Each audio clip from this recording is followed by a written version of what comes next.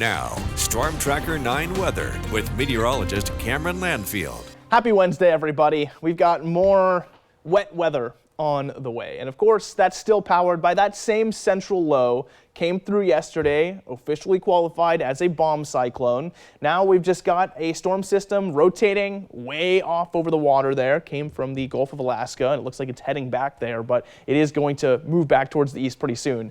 However, like I said, it's actually redirecting for today and making a little bit of a westerly push, and it's going to move to the south a little bit too. But the important thing here is that this low pressure is sort of re-guiding where all the moisture is right now. And you can just kind of see that out on the satellite imagery too. Obviously, we've got this big dry band wrapping around way out over the water. But as you make your way into the more, of course, continental areas, it looks like the central stream of moisture is pushing out towards eastern Oregon and just sort of cutting across southern Oregon. And the reason for that is because of the redirecting of our atmospheric river. So the atmospheric river came through last night with that low pressure.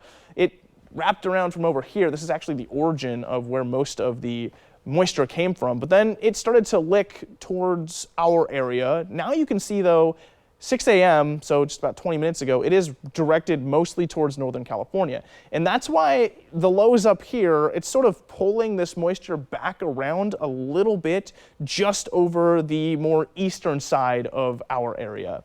But watch what happens as we move through the rest of the week here, or the next couple days at least. As we go from Wednesday into Thursday, it continues to dip down now towards central California, but then Thursday evening, it actually pops right back up along our coast and sits there for a lot of Friday. So I think Friday is going to be another very, very wet one. Now, even though that storm system is still out over the water, it's sort of not pushing as hard on the area as it did yesterday. So that brings us to the winds. They're actually going to be abysmal compared to what we saw yesterday. Only place with real gusts is out over the coast, and that's only 23-mile-an-hour gusts at the most, so it's lower than what they're used to. Everywhere else is going to have sustained winds of up to about 10 miles an hour, so maybe still a little bit blustery, but nothing compared to what we just went through.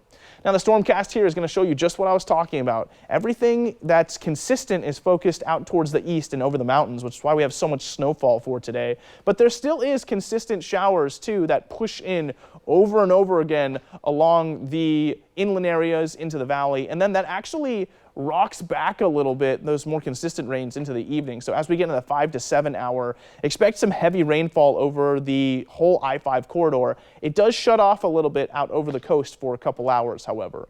Now, here's the rainfall totals for today, and look at that. Oak Ridge almost at an inch, Roseburg almost at an inch as well. Clearly, these southern areas are sort of winning the rainfall for today. Now, moving in the 7-day forecast, not a lot to talk about here. Low 50s into the mid 50s by Friday, and rainfall all the way through every single day. Umpqua Basin does have a chance of rainfall Tuesday. Other than that, it's the same forecast.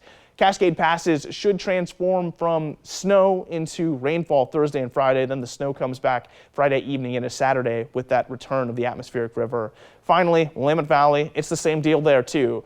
Big highlight is 55 degrees on Friday, the hottest day of the week. But now,